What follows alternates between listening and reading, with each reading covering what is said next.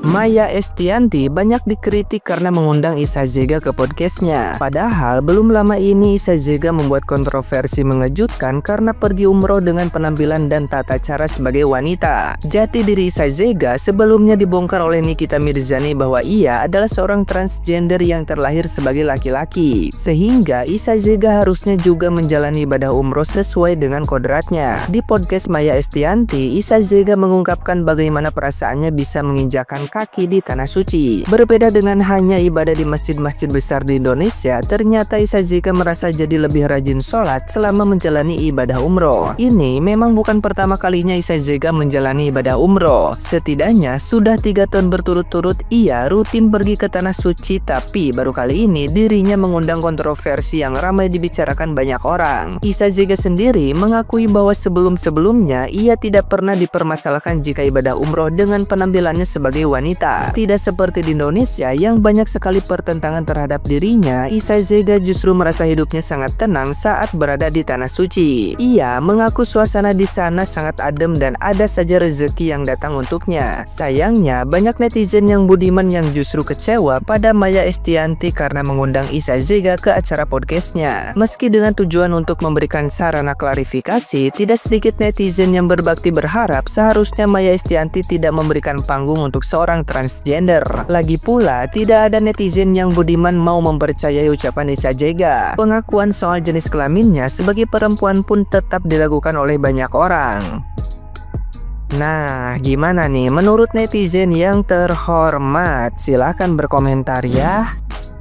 Biasanya Bunda Maya tuh nggak disukain sama netizen, gengs. Tapi kali ini tuh beda banget. Kenapa? Karena beliau telah mengundang Issa Zega ke podcastnya. Tapi ada yang menarik banget di awalan video dari podcastnya Maya Estianty. Di situ Issa Zega tuh bilang bahwa surat lahirnya adalah perempuan. Padahal di opposite 6890 akun Instagram itu bisa dilihat bahwa dia itu di pengadilan melakukan permohonan penggantian kelamin. Kalian bisa lihat sendiri bahwa sebelumnya itu nama dia adalah Sahrul Issa. Tapi kenapa di podcastnya Maya, Issa Zega itu bisa bilang bahwa surat lahirnya adalah perempuan? Apakah mungkin surat lahir transgender itu terhitung dari pergantian kelaminnya, atau surat lahir itu sebenarnya emang nggak bisa diganti kelaminnya? Terus misalnya emang surat lahirnya adalah perempuan, sebenarnya siapa nih yang salah? Banyak banget dari netizen, mau di Instagramnya si Maya Estianty ataupun di YouTube-nya serta TikTok-nya, itu banyak banget yang menghujat Maya Estianty. Banyak yang bilang bahwa yuk kita sama-sama report ini video. Terus ada juga yang bilang bahwa kecewa nih sama apa yang dilakukan Maya Estianty. Kenapa harus kasih panggung orang seperti ini? Kalian setuju nggak sama komen-komen netizen? Atau kalian punya pendapat sendiri? Komen di bawah ya.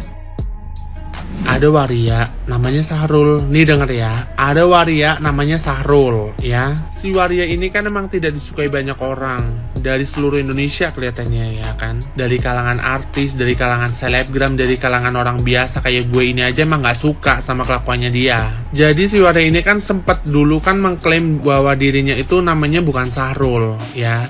Terus dia bilang kalau ada orang yang ngehina gue, yang ngefitnah gue, atau mungkin mencaci maki gue dengan kata-kata Sahrul ya, gue nggak merasa dan gue nggak akan tanggepin ya. Tapi kok ya dari beberapa netizen, dari beberapa artis dan selebgram nyindir-nyindir dengan kata-kata Sahrul ke waria ini, kok dibales? Kok merasa? Kok klarifikasi? Padahal dirinya sendiri itu sudah mengklaim bahwa dirinya itu bukan, namanya tuh bukan Sahrul ya. Jadi secara tidak langsung dia mengklaim dirinya itu namanya adalah Sahrul. Kalau misalkan lu nggak merasa, ngapain lu tanggepin ya kan? Sahrul, ngapain lu tanggepin? Udah cuek aja. Lu kan udah mengklaim diri lu bukan Sahrul namanya dari awal ya kan? Gua iseng ya tadi buka IG, terus gua lihat live-nya si Sahrul. Gila, ini stres nih kayaknya. Ini orang gangguan jiwa. Perkara ya, dia dituduh nih oleh Wegom sama Yolo Babiloninya bahwa si Sahrul itu katanya handphonenya disita, IG-nya ditahan. Dia mau marah-marah di live, mau kasih pembuktian bahwasanya it's not right. Tapi yang dilakukan oleh Sahrul, tau nggak? Masa dia nge-share live-nya dia ke toilet terus dia kasih lihat tuh pup-nya dia. Gila, sakit jiwa emang Sahrul ini. Masih ada aja yang nonton, termasuk gua kali ya, terjebak buat nonton live-nya dia. Kalian ya, better ya kalau menjadi hiburan, cari hiburan yang lain aja deh. Jangan si Sahrul. Semakin kita kasih panggung, semakin dia kesenangan tuh. Inilah kalau orang-orang yang asal ngecopros ya, nggak tahu apa permasalahan sebenarnya, tapi dia bersuara gitu ya, seolah-olah dia menyamaratakan gitu tempat gitu ya, dimanapun tempat gitu ya. Halo, yang dipermasalahkan dengan Pak Lupi ini adalah ketika orang itu pergi ke tanah suci ya, dia harus menggunakan identitas aslinya ketika dia dilahirkan. Kenapa mesti dibilang tanah suci? Kalau toh kamu nokoh di tanah suci itu namanya nokoh, menipu diri sendiri dan menipu orang lain. Mana ya kau? Sedangkan beribadah di rumah aja dia harus menggunakan identitas aslinya ketika dia dilahirkan. Mau cantik apapun dia sekarang, mau bentuknya kayak mana pun dia sekarang, dia tetap aslinya siapa ketika dia dilahirkan ke dunia ini. Karena Allah memberi porsi dia sebagai apa dilahirkan ke dunia ini. Itu yang harus digunakan, identitas itu. Paham kau? Makanya kalau nggak tahu tentang agama orang, nggak usah ikut campur kau. Gitu aja ya. Nggak tahu kau di Malaysia sana ada si Sajab tuh namanya, cantik kali orangnya, kalah perempuan-perempuan yang ada di Indonesia nih. Itulah yang dilakukannya di Mekah kemarin pergi umroh ya. Ketika negaranya tahu dia melakukan hal itu, tidak boleh lagi pulang ke negara itu. Tahu kau ya, karena dia akan memberikan sesuatu yang tidak murni lagi, tidak suci lagi di tanah suci itu. Itu maksudnya. Kok kayak mana ya kalau nggak tahu kau? Lebih bagus kau diam aja lah. Kau cari gosip-gosip artis saja. Nggak usah tentang agama ya. Masalah orang-orang yang seperti si Sahrul ini di mana-mana banyak tahunya kita. Mau pakai hijab pun dari luar tahunya kita ya. Dan orang-orang yang mengenal dia, orang pun tahu.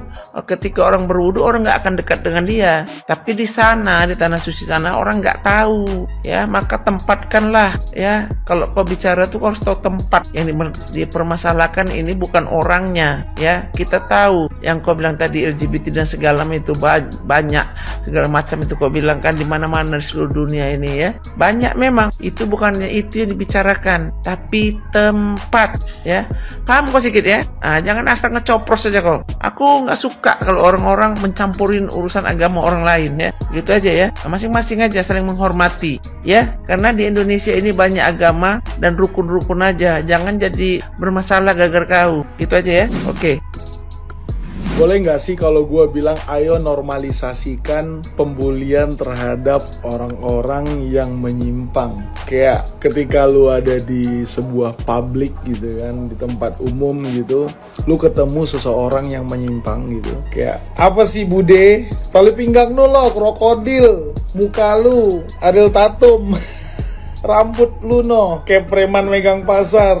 Muka lu cabi, imut, gemesin. Kayak boleh nggak sih kita ngelakuin pembulian tersebut? Ada pembenaran nggak sih kita ngelakuin pembulian tersebut gitu? Sampai dimana intrusive talksnya gue tuh bukan lagi mengarah ke sesuatu hal yang kayak ekstrim dan segala macam yang mau gue coba, tapi kayak dan segala macem gitu. Kayak boleh nggak sih? Karena baru aja kejadian gue ngatain itu orang yang menyimpang dengan hampir berantem gitu. Karena ya gue klarifikasi terlebih dahulu, gue nggak ngelakuin itu tanpa alasan gitu. Jadi ceritanya gue lagi di sebuah coffee shop sama teman-teman gue, santai, nggak ada masalah segala macam. Tiba-tiba nih orang dateng dengan pakaian yang aneh banget, yang sangat berlawanan dengan gender yang dia punya gitu. Lalu jalan catwalk di situ, caper biar diliatin orang gitu. Sampai kayak gitu. Dan itu mengganggu pandangan gue. Gue nggak tahu kalian tuh nggak keganggu apa gimana. Kalau gue sih keganggu banget gitu dengan hal tersebut terjadi. Sampai dia tuh kayak lewat nyentuh-nyentuh gitu. Dan gue merasa sangat terganggu dengan hal tersebut gitu. Dan akhirnya gue kayak ngata-ngatain dia, sampai gue berantem, dan berantem mulut doang gitu. Karena kan yang gue lawan kan ya gitu, dan gue kan cowok gitu. Dan pada akhirnya berantem, dan gue pengen tanya ke kalian, boleh nggak kita normalisasi untuk tidak diem ketika penyimpangan tersebut ada di hadapan kita? Boleh nggak kita normalisasi hal tersebut? Gue cuma nanya ya, bukan berarti gue menggiring orang-orang untuk melakukan sebuah pembulian tersebut ya, seperti itu. Karena gue udah mulai gedek gitu ngeliat orang-orang yang menyimpang caper di depan orang dan ganggu ketenangan orang-orang lagi nongkrong gitu. Mana dia yang paling teriak nomor 1 lagi, paling ribut.